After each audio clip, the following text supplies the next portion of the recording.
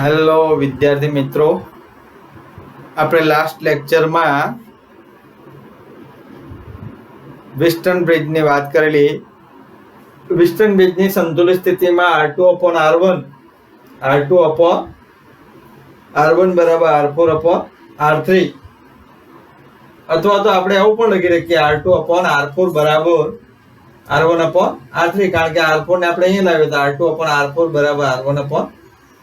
તો આ વિસ્ટન બ્રિજની સંતુલિત સ્થિતિમાં કે જ્યારે ગેલ્વેનોમીટરમાંથી પસાર થતો પ્રવાહ શૂન્ય થાય તે સ્થિતિમાં આપણે આ બે કન્ડિશન લખી શકીએ R2/R4 બરાબર R1/R3, અથવા તો R2/R1 બરાબર R4/R3. આવું આપણે લખી શકીએ. તો આ વિસ્ટન બ્રિજની મદદથી અજ્ઞાત અવરોધ શોધી શકાય. તો એ અજ્ઞાત અવરોધ શોધવા માટે વિસ્ટન બ્રિજના સિદ્ધાંતનો ઉપયોગ કરીને મીટર બ્રિજની રચના કરવામાં આવી છે. તો મીટર બ્રિજની રચના કેવી હોય છે તો તેની વાત આપણે કરીએ. મીટર બ્રિજમાં એક 100 સેન્ટીમીટર લંબાઈનો તાર, સમાન આડછેદ વાળો 100 સેન્ટીમીટર લંબાઈનો તાર લેવામાં આવે છે. આ તારના બંને છેડા A અને C ને એક L આકારની, આ બે L આકારની ધાતુની પટ્ટી વડે જોડવામાં આવે છે. 100 સેન્ટીમીટર સમાન આડછેદનું ક્ષેત્રફળ ધરાવતા 100 સેન્ટીમીટર લંબાઈના વાહક તારને આ બે L આકારની ધાતુની પટ્ટી વડે જકડી લેવામાં આવે છે, તો જડવામાં આવે છે. આ બે L આકારની પટ્ટી વચ્ચે એક ધાતુની બીજી પટ્ટી એવી રીતે રાખવામાં આવે કે જેથી આ બે પટ્ટી વચ્ચે ખાલી જગ્યા એટલે કે ગેપ રહે. આ ગેપમાં અવરોધ જોડવામાં આવે છે. આ ગેપમાં અવરોધ જોડવામાં આવે છે. 100 સેન્ટીમીટર તારના બે છેડાઓ, ખુલ્લા છેડા A અને C સાથે બેટરી, કળ અને પ્રેક્ટિકલમાં એ રિયોસ્ટેટ પણ જોડવામાં આવે, પણ અહીંયા રિયોસ્ટેટ જોડેલું નથી. તો A અને C વચ્ચે શું જોડવામાં આવે છે? બેટરી જોડવામાં આવે છે. એટલે આને બેટરી ભુજ કહેવામાં આવે છે. વચ્ચેની ધાતુની પટ્ટીના મધ્ય બિંદુ B સાથે ગેલ્વેનોમીટરનો એક છેડો જોડવામાં આવે છે. ગેલ્વેનોમીટરનો એક છેડાને ધાતુની પટ્ટીના મધ્ય બિંદુ B સાથે જોડવામાં આવે છે અને ગેલ્વેનોમીટરનો બીજો છેડો જોકી સાથે જોડવામાં આવે છે. જોકી એટલે ધાતુનો સળિયો કે જેનો એક છેડો તીક્ષ્ણ ધાર વાળો હોય, જેને આ AC તાર પર સરકાવી શકાય. તો આ જોકીને આપણે D બિંદુ પર રાખેલ છે. જો આ લંબાઈ L હોય, A અને D વચ્ચેનું અંતર L હોય, તો આ અંતર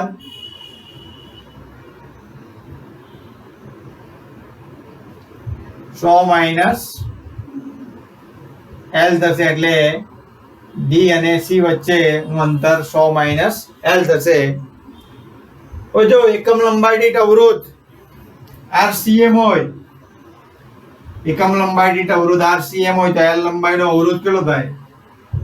RCM × L. એટલે આ AD તારનો અવરોધ RAD બરાબર RCM × L. તે જ પ્રમાણે આ DC તારનો અવરોધ RDC બરાબર RCM × 100 - L. 1 સેન્ટીમીટર દીઠ તારનો અવરોધ RCM હોય તો L લંબાઈ દીઠ RCM × L થશે. એટલે આ AD તારનો અવરોધ શું થશે? RCM × L. અને DC તારનો અવરોધ અને લંબાઈ 100 - L છે. એટલે એકમ લંબાઈ દીઠ અવરોધ RCM હોય તો 100 - L લંબાઈ દીઠ RCM × શું થાય? 100 - L થશે. હવે મીટર બ્રિજમાં ની મદદથી અજ્ઞાત અવરોધ શોધી શકાય. તો જે અજ્ઞાત અવરોધ આપણે શોધવાનો છે તે અજ્ઞાત અવરોધને આ ગેપ વચ્ચે જોડી દેવામાં આવે છે. અજ્ઞાત અવરોધ અને પ્રમાણભૂત બેટરી અવરોધને, પ્રમાણભૂત અવરોધ S ને આ ગેપ સાથે જોડવામાં આવે છે. હવે કળ ચાલુ કરી જોકીને આ એસી તાર પર સરકાવી એવા સ્થાન પર લાવવામાં આવે કે જેથી ગેલ્વેનોમીટરનું આવર્તન શું થઈ જાય? શૂન્ય આવર્તન થાય. એટલે કે ગેલ્વેનોમીટરમાંથી પસાર થતો વિદ્યુત પ્રવાહ શૂન્ય થઈ જાય. એટલે ગેલ્વેનોમીટરનું આવર્તન 0 આવર્તન બતાવે. એટલે આ ગેલ્વેનોમીટરમાંથી વિદ્યુત પ્રવાહ પસાર થતો નથી. હવે એવા સંજોગોમાં A અને D વચ્ચેનું અંતર L1 હોય તો આ અંતર 100 - L1 થાય. એટલે RAD બરાબર RCM × L1 અને RDC બરાબર DC તારનો અવરોધ RCM 100 - L1 થશે. હવે આપણે અહીંયા A અને D વચ્ચે કોણ છે? R2 છે. તો અહીંયા A અને D વચ્ચે L1 છે. A અને D વચ્ચે RAD છે. તો A અને D વચ્ચે RAD છે.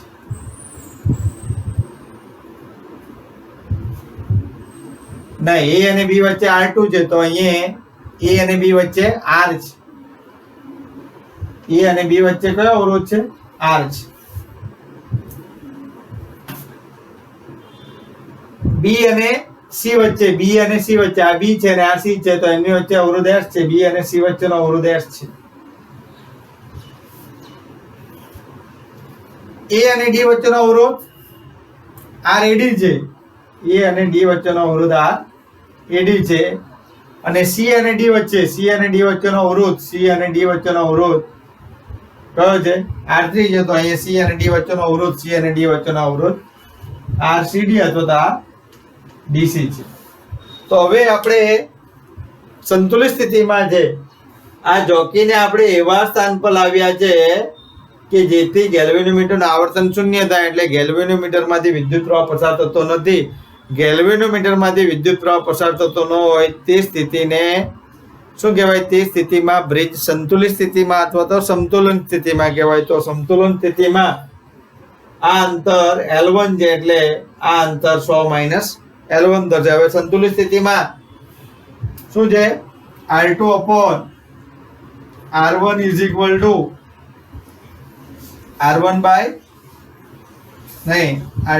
R4 બરાબર R1 upon R3.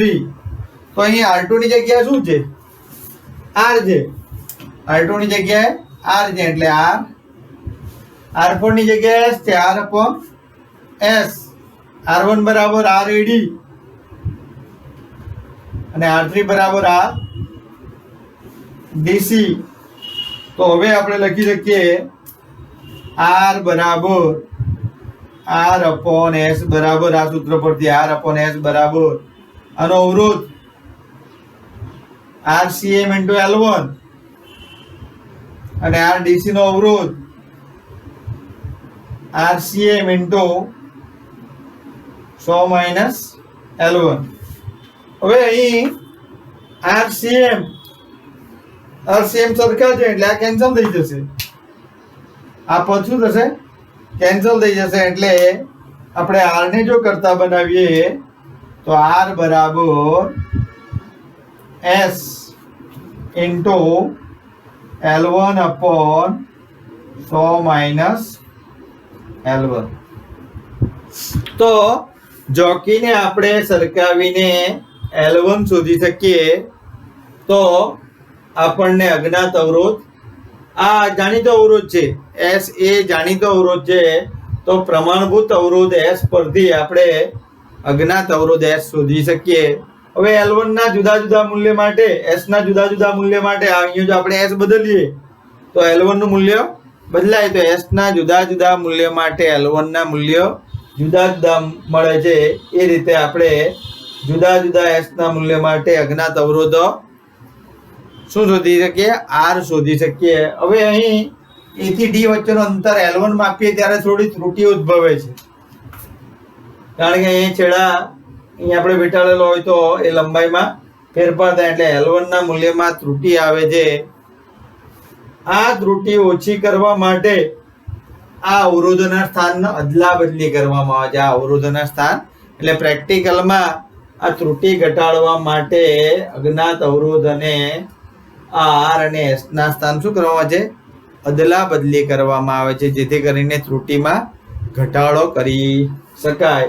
તો આ રીતે આપણે મીટર બ્રિજની મદદથી અજ્ઞાત અવરોધ શોધી શકીએ. પ્રેક્ટિકલમાં પણ આ સર્કિટ આવે છે. અહીંયા માત્ર શું આવે છે? બેટરી કળ અને રિયોસ્ટેટ, જેને ટૂંકમાં બકરી કહેવાય, બકરી. અહીંયા રિયોસ્ટેટ આવે એટલે બકરી. તો બકરીની સર્કિટ આપણે યાદ રાખો. મોટે ભાગે બેટરી કળ અને રિયોસ્ટેટ જોડાય. પ્રેક્ટિકલમાં આ રીતે જોડાણ થાય. અહીંયા રિયોસ્ટેટ આવે.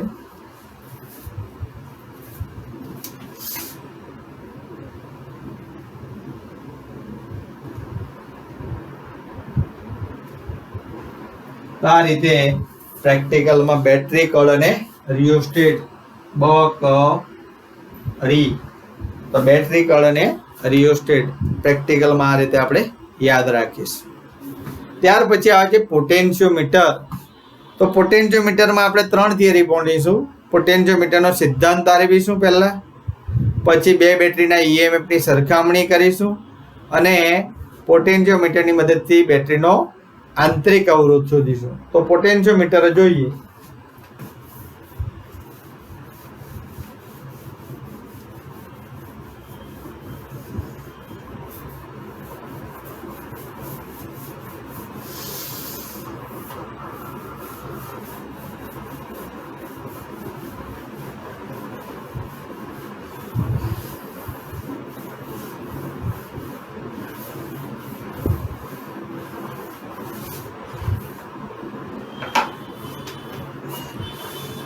પોટેન્શિયોમીટર એક એવી રચના છે જેની મદદથી વિદ્યુત સ્થિતિમાનનો તફાવત માપી શકાય.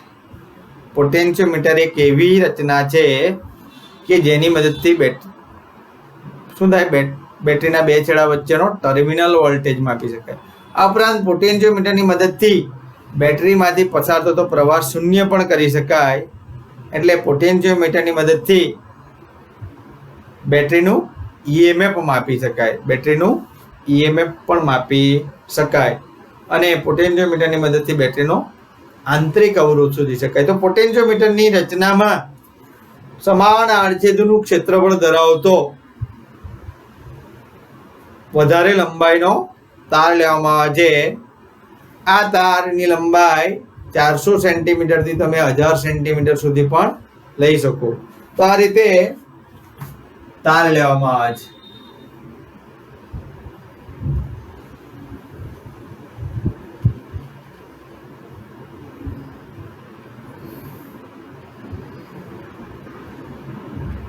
આ 400 સેન્ટીમીટરનો તાર છે.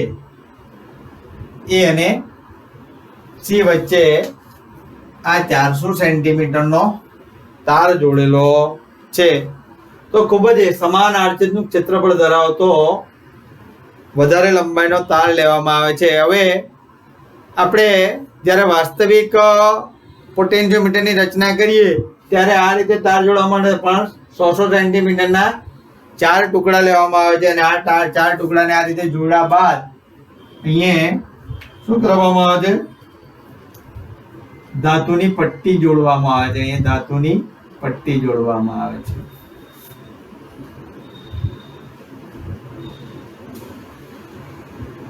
આ ધાતુની પટ્ટી વડે આ તારને જોડી દેવામાં આવે છે. એટલે 400 સેન્ટીમીટરનો તાર છે પણ એના 100 સેન્ટીમીટરના 4 ટુકડા લેવામાં આવે છે અને આ 4 ટુકડાને પાટિયા પર જડી દઈ અને એમને આ ધાતુની પટ્ટી વડે જોડવામાં આવે છે. હવે એનો પ્રાથમિક પરિપથ આ પ્રમાણે હશે. આ દરેકમાં આવશે. આ બેટરી આવશે, એની સાથે આ બેટરી કળ અને રિયોસ્ટેટ. આ ચાલો અવરોધ એટલે જ રિયોસ્ટેટ. એને આપણે એ અને સી સાથે જોડીશું. એ અને સી સાથે જોડીશું. તો પ્રેક્ટિકલમાં તમારે આ જોડાણ તો આવશે ને આવશે જ. હવે આપણે એકમ લંબાઈ દીઠ તારનો અવરોધ આ જે એસી તાર છે 400 સેન્ટીમીટર લંબાઈનો તાર છે એ તારની લંબાઈ જો આપણે કેપિટલ એલ લઈએ, એસી તારની લંબાઈ જો એસી બરાબર એલ હોય તો આ તારની એકમ લંબાઈ દીઠ અવરોધ રો હોય તો આ એસી તારનો અવરોધ આર એસી બરાબર શું થશે? રો એલ અથવા તો એલ રો. એક એકમ લંબાઈ દીઠ તારનો અવરોધ રો હોય. હવે અહીંયા આપણે રિયોસ્ટેટની જગ્યાએ અવરોધ પેટી લઈ લે થોડાક સંજોગો માટે. આ અવરોધ પેટી હંમેશા જરૂરી નથી. અહીંયા આપણે અવરોધ પેટી લઈએ, રેઝિસ્ટન્સ બોક્સ. તો અવરોધ પેટીમાંથી આપણે કાઢેલો અવરોધ આર હોય તો અહીંયા અવરોધ આર થાય અને બેટરીનો આંતરિક અવરોધ સ્મોલ આર હોય તો પરિપથનો કુલ અવરોધ આ જે પરિપથ થયો એનો કુલ અવરોધ થશે આ જે એસી તાર છે એનો અવરોધ રોયલ, અહીંયાથી કાઢેલો અવરોધ આર છે અને બેટરીનો આંતરિક અવરોધ આર હોય તો પરિપથનો કુલ અવરોધ, પરિપથનો કુલ અવરોધ શું થશે? આર પ્લસ રોયલ એટલે આર પ્લસ રોયલ. આ પરિપથનો કુલ અવરોધ છે. માટે પરિપથમાંથી વહેતો વિદ્યુત પ્રવાહ I બરાબર કુલ EMF ભાગ્યા પરિપથનું કુલ EMF પેલું છે E. પરિપથમાં કુલ EMF E છે અને પરિપથનો કુલ અવરોધ આ છે. તો પરિપથમાંથી વહેતો વિદ્યુત પ્રવાહ, પરિપથમાંથી વહેતો વિદ્યુત પ્રવાહ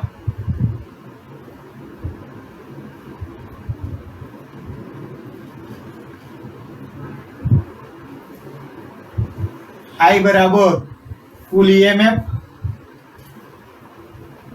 ભાગ્યા કુલ અવરોધ. તો કુલ EMF E ભાગ્યા કુલ અવરોધ R પ્લસ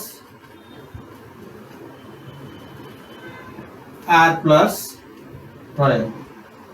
તો પરિપથમાંથી આટલો વિદ્યુત પ્રવાહ વહેશે. હવે જો તાર પરના A અને C બિંદુ વચ્ચેનો અંતર, આ A અને C બિંદુ વચ્ચેનો અંતર આપણે L લઈએ તો આ એસી તારનો અવરોધ કેટલો થશે? આર એસી બરાબર એકમ લંબાઈ દીઠ અવરોધ રો છે અને એસી તારની લંબાઈ એલ છે એટલે શું થશે? રો ઇન્ટુ એલ એટલે એસી તારનો અવરોધ રોયલ થશે. તો એ અને સી બિંદુ વચ્ચે વિદ્યુત સ્થિતિમાનનો તફાવત જો આપણે VL લઈએ, એ અને સી બિંદુ વચ્ચે વિદ્યુત સ્થિતિમાનનો તફાવત VL લઈએ તો V IR મુજબ ઓહમના નિયમ મુજબ જો એ અને સી બિંદુ વચ્ચે વિદ્યુત સ્થિતિમાનનો તફાવત VL હોય તો VL શું થાય? IR. R એટલે એસી તારનો અવરોધ, એ અને સી બિંદુ વચ્ચેનો અવરોધ કેટલો છે? એ અને સી બિંદુ વચ્ચેનો અવરોધ રોયલ છે. તો હવે આપણે VL બરાબર લખીએ તો VL બરાબર, ચાલો I બરાબર આપણને ખબર છે, I બરાબર E upon R plus royal into AC તારનો અવરોધ રો ઇન્ટુ એલ. આ રો ને આપણે અંદર લાવીએ તો VL બરાબર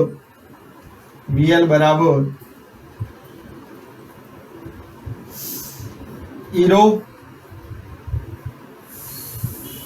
R plus small r plus royal into L. આ કૌંસમાંની બધી વેલ્યુ અચળ છે, કૌંસમાંની બધી વેલ્યુ અચળ છે અને આ અચળ વેલ્યુને 5 કહેવાય. આ અચળ વેલ્યુને 5 કહેવાય એટલે 5 ઇન્ટુ એલ. તો એલ લંબાઈ દીઠ વિદ્યુત સ્થિતિમાનનો તફાવત VL. એલ લંબાઈ દીઠ વિદ્યુત સ્થિતિમાનનો તફાવત VL છે. એલ લંબાઈ દીઠ વિદ્યુત સ્થિતિમાનનો તફાવત, એલ લંબાઈ દીઠ વિદ્યુત સ્થિતિમાનનો તફાવત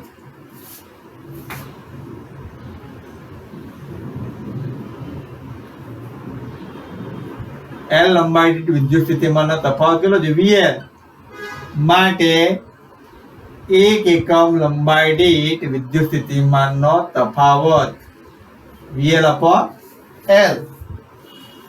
તો VL upon L ને શું કહેવાય? વિદ્યુત સ્થિતિમાન પ્રચલન કહેવાય. તો અહીંયા આપણે જો VL upon L કરીએ તો VL upon L બરાબર શું થશે? 5.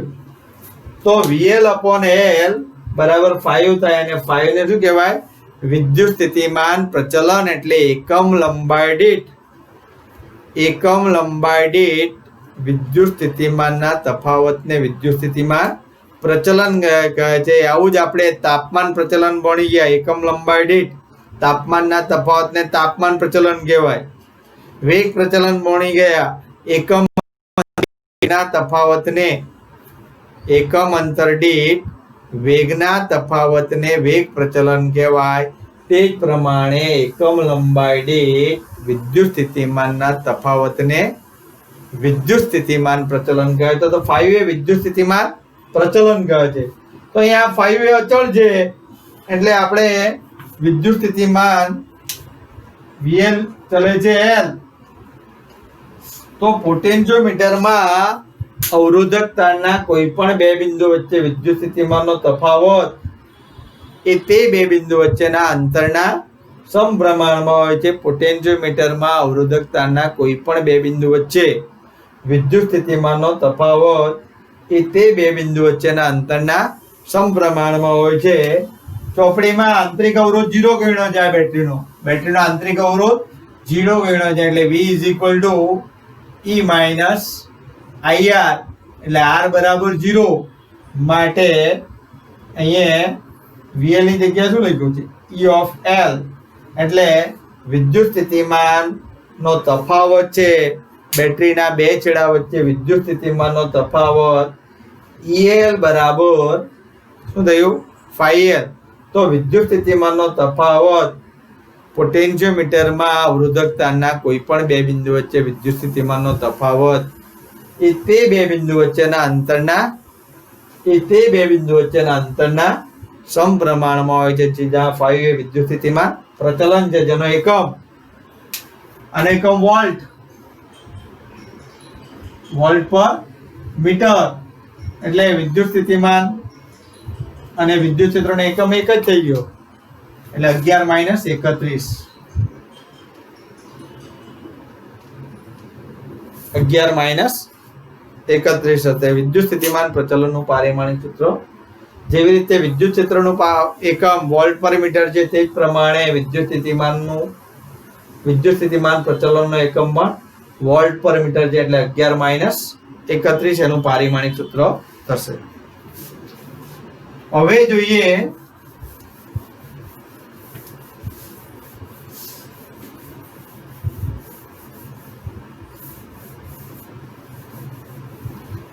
બે બેટરીના EMF ની સરખામણી.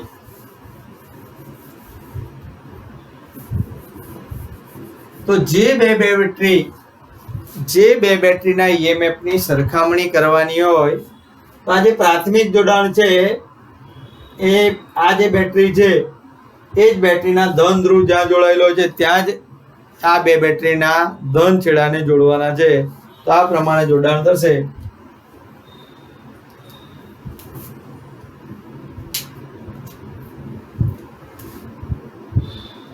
આ એક બેટરી લઈએ આપણે જેનું EMF E1 લઈએ અને આ જે બીજી બેટરી લઈએ એનું EMF E2 લઈએ. તો આ બંને બેટરીને આપણે સમાંતરમાં જોડવાની છે. અહીંયા એક દ્વિમાર્ગી કળ આવશે. આ E1 આ E2 આ એક આ બે અને આ 3 અને આ જે 3 નંબરનો જોડો છે આ એક કળ છે અને આ બીજી કળ છે. એમની સાથે ગેલ્વેનોમીટર જોડવામાં આવશે અને ગેલ્વેનોમીટર સાથે જોકી જોડવામાં આવશે. તો આ જોકી જોડવામાં આવશે. તો બે બેટરીના EMF ની સરખામણી કરવા માટે આ બે બેટરીને એકબીજા સાથે સમાંતરમાં જોડવામાં આવે છે. બે બેટરીને એકબીજા સાથે સમાંતરમાં જોડવામાં આવે છે. આ દ્વિમાર્ગી કળ છે, બરાબર છે. આ ત્રીજા નંબરનો ટર્મિનલ એ ગેલ્વેનોમીટર સાથે ને ગેલ્વેનોમીટરનો બીજો છેડો જોકી સાથે જોડવામાં આવે છે. હવે અહીં આ જે બે બેટરીનું ઈએમએફ સરખાવવાનું છે, એના કરતા મુખ્ય બેટરીનું ઈએમએફ પ્રાથમિક પરિપથમાં જે જોડાયેલ બેટરી છે એ બેટરીનું ઈએમએફ આ બે બેટરીના ઈએમએફ કરતા કેવું હોવું જોઈએ? વધારે, હંમેશા વધારે હોવું જોઈએ. હવે શું કરવામાં આવશે? તો આ જોકીને એસી તાર પર સરકાવી એવા સ્થાન પર લાવવામાં આવે કે જેથી ગેલ્વેનોમીટરનું આવર્તન શૂન્ય થઈ જાય. જેથી ગેલ્વેનોમીટરનું આવર્તન શૂન્ય થઈ જાય. એટલે આ ગેલ્વેનોમીટરનું આવર્તન શૂન્ય થઈ જાય. સૌ પ્રથમ તો આ કળ નાખવામાં આવે. અહીં આ છેડાને 1 અને 3 ને જોડવામાં આવે. તો E1 બેટરી ચાલુ કરવા માટે 1 અને 3 ને જોડવા માટે અહીં કળ નાખવામાં આવશે. એટલે 1 અને 3 જોડાશે ત્યારે આપણને આ નલ પોઈન્ટ, તટસ્થ બિંદુ કે જે સ્થિતિમાં ગેલ્વેનોમીટરનું આવર્તન શૂન્ય થાય તે બિંદુને તટસ્થ બિંદુ અથવા તો નલ પોઈન્ટ કહે છે. તો આ નલ પોઈન્ટ N1 મળે છે. તો A અને N1 વચ્ચે નું અંતર L1 હોય. A અને N1 વચ્ચેનું અંતર, A અને N1 વચ્ચેનું અંતર ધારો કે A અને N1 વચ્ચેનું અંતર, A અને N1 વચ્ચેનું અંતર L1 છે. તો A અને N1 વચ્ચે વિદ્યુત સ્થિતિમાનનો તફાવત કેટલો થશે? એકમ લંબાઈ દીઠ વિદ્યુત સ્થિતિમાનનો તફાવત 5 છે. એક એકમ લંબાઈ દીઠ વિદ્યુત સ્થિતિમાનનો તફાવત 5 છે. એક એકમ લંબાઈ દીઠ વિદ્યુત સ્થિતિમાનનો તફાવત 5 છે. માટે L1 લંબાઈ દીઠ વિદ્યુત સ્થિતિમાનનો તફાવત 5 L1. એટલે A અને N1 વચ્ચે વિદ્યુત સ્થિતિમાનનો તફાવત કેટલો થશે? 5 L1 થશે. હવે આટલા પરિપથને આપણે અલગથી જોડીએ. આ તો જોડાયેલો નથી, તો આ જોડીએ તો શું થશે? આ A બિંદુ અને આ N1, તો એમની વચ્ચે વિદ્યુત સ્થિતિમાનનો તફાવત કેટલો છે? 5 L1. એટલે અહીંયા આપણે અવરોધ દર્શાવીએ, અવરોધ, બરાબર છે. આ બે વચ્ચે વિદ્યુત સ્થિતિમાનનો તફાવત 5 L1. આ છે ગેલ્વેનોમીટર. ગેલ્વેનોમીટરમાંથી વિદ્યુત પ્રવાહ વહેતો નથી, એટલે એના બે છેડા વચ્ચે વિદ્યુત સ્થિતિમાનનો તફાવત 0.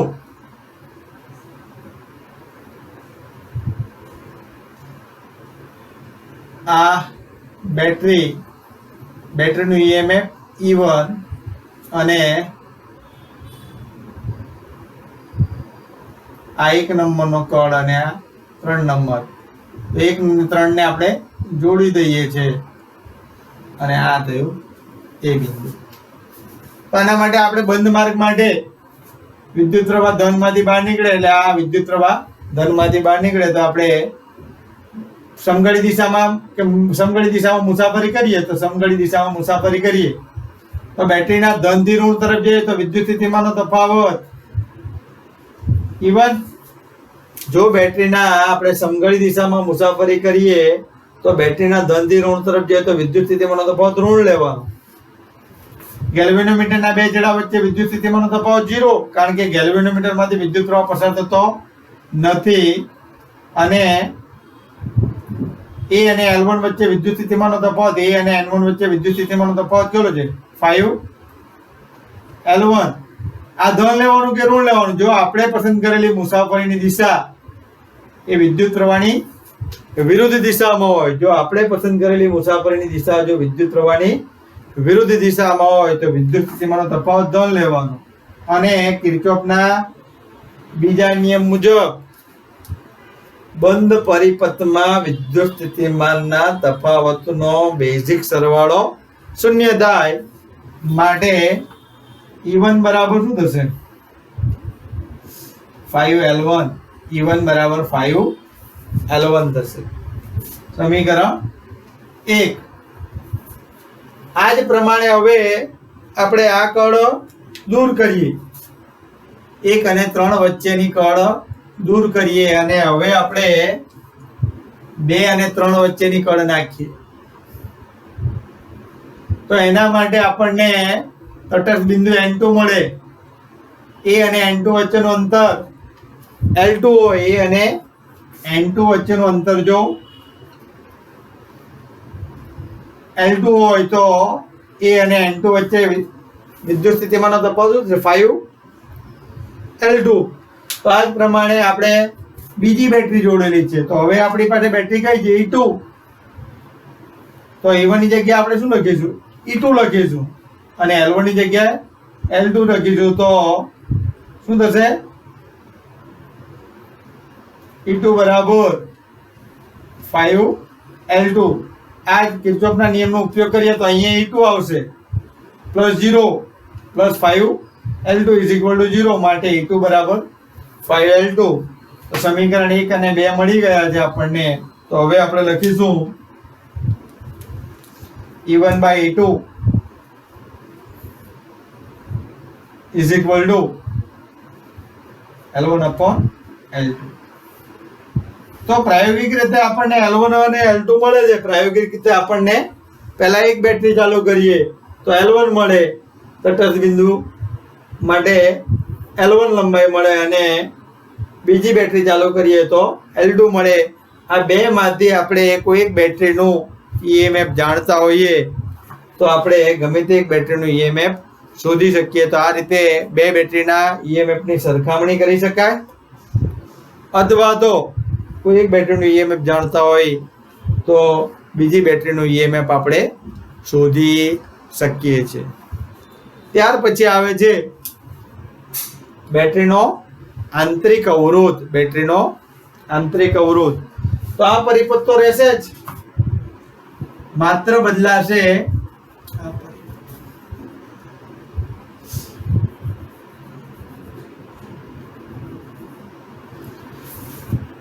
તો અહીંયા જે બેટરીનું EMF શોધવાનું છે તે બેટરીની સાથે તે બેટરીને આ રીતે અહીં જોડવાની છે.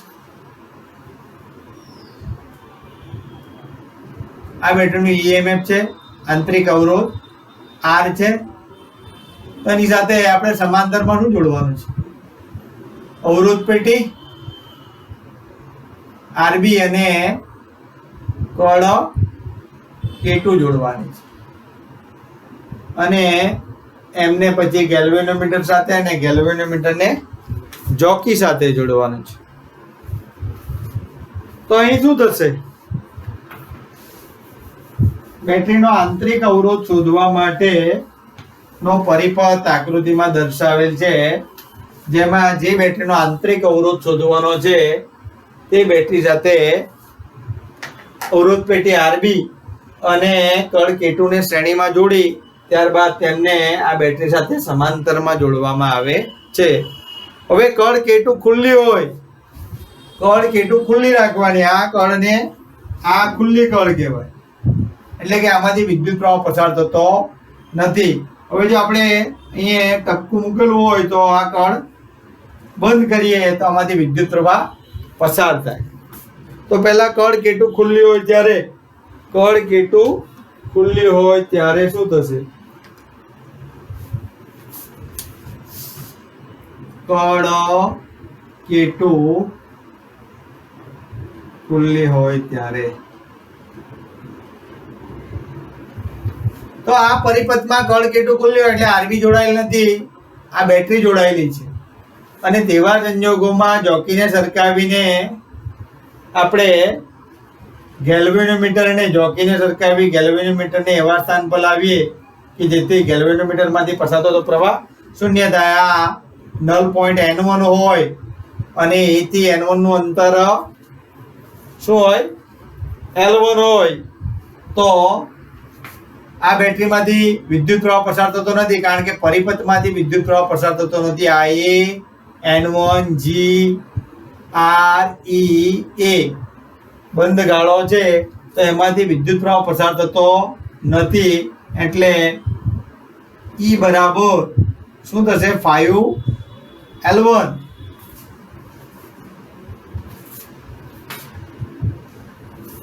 કળ કેટુ ખુલ્લી રાખી જોકીને સરકાવી એવા સ્થાન પર લાવવામાં આવે કે જેથી ગેલ્વેનોમીટરનું આવર્તન શૂન્ય હોય. તો આવા સંજોગોમાં આપણને નલ પોઈન્ટ N1 મળે. એ અને N1 વચ્ચેનું અંતર L1 હોય તો અહીં બેટરીમાંથી વિદ્યુત પ્રવાહ પસાર થતો નથી, કારણ કે ગેલ્વેનોમીટરમાંથી વિદ્યુત પ્રવાહ પસાર થતો નથી. તો આવા સંજોગોમાં બેટરીનું EMF E બરાબર શું થાય? 5L1 થશે. બેટરીમાંથી વિદ્યુત પ્રવાહ પસાર થતો ન હોય ત્યારે V = E minus IR, I બરાબર 0. તો V = E. તો બેટરીના બે છેડા વચ્ચે વિદ્યુત સ્થિતિમાનનો તફાવત શું થશે? E થશે. તો A અને N1 વચ્ચે વિદ્યુત સ્થિતિમાનનો તફાવત કેટલો છે? A અને N1 વચ્ચેનું અંતર L1 છે. એકમ લંબાઈ દીઠ વિદ્યુત સ્થિતિમાનનો તફાવત 5 છે. એટલે વિદ્યુત સ્થિતિમાનનો તફાવત E = 5L1. સમીકરણ 1. હવે આપણે કળ કેટુને બંધ કરીએ અને અવરોધ પેટીમાંથી કાઢેલો અવરોધ R હોય ત્યારે અવરોધ પેટીમાંથી કાઢેલો અવરોધ R હોય તો તેવા સંજોગોમાં બરાબર છે આ ગેલ્વેનોમીટરમાં નું આવર્તન શૂન્ય છે. હવે કળ કેટુ બંધ કરી જોકીને સરકાવી એવા સ્થાન પર લાવવામાં આવે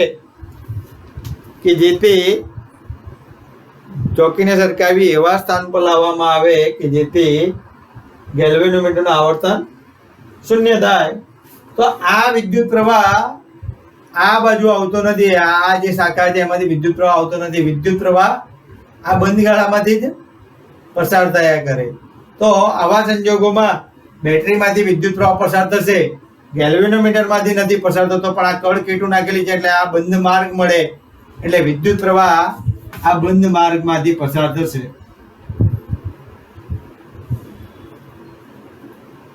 અવરોધ પેટીમાંથી કાઢેલો અવરોધ કેટલો છે? R છે. બરાબર છે. જોકીને આપણે કળને નાખી દીધી છે એટલે હવે આ બેટરીના બે છેડા વચ્ચે વિદ્યુત સ્થિતિમાનનો તફાવત માનશે, કારણ કે I બરાબર 0 નથી. તો બેટરીના બે છેડા વચ્ચે વિદ્યુત સ્થિતિમાનનો તફાવત V = જો A અને N1 વચ્ચેનું અંતર, જો A અને N2 વચ્ચેનું અંતર બીજી વખત નલ પોઈન્ટ N2 પર મળે, એ અંતર L2 હોય તો V = 5L2. માટે E/V = L1/L2. હવે E બરાબર આપણને ખબર છે કે I બરાબર E/R+R. માટે E બરાબર I × R+R. એટલે E બરાબર I R+R. અને ઓહમના નિયમ મુજબ અવરોધ R ના બે છેડા વચ્ચે વિદ્યુત સ્થિતિમાનનો તફાવત V = IR. V = IR = L1/L2. E = I × R+R. અને ઓહમના નિયમ મુજબ V = IR મૂકીએ. V = IR અવરોધ R ના બે છેડા વચ્ચે વિદ્યુત સ્થિતિમાનનો તફાવત. તો I કેન્સલ. ચલો હવે R/R બરાબર 1 R/R = L1/L2. માટે R/R = L1/L2 - 1. હવે R ને આ બાજુ લઈ જાઓ તો R બરાબર R L1/L2 - આ સમીકરણની મદદથી આપણે બેટરીનો આંતરિક અવરોધ શોધી શકીએ. તો આપણે બંને પ્રેક્ટિકલ છે. બેટરીનો આંતરિક અવરોધ શોધવાનો પ્રેક્ટિકલ પણ છે અને બેટરીના EMF ની સરખામણી કરવા માટેનો પ્રેક્ટિકલ પણ છે, જે આપણે પ્રયોગશાળામાં કરવાનું છે. તો મિત્રો, આજના લેક્ચરમાં અહીં સુધી રાખીશું. આવતા લેક્ચરમાં વધારે ચર્ચા કરીશું. Thank you.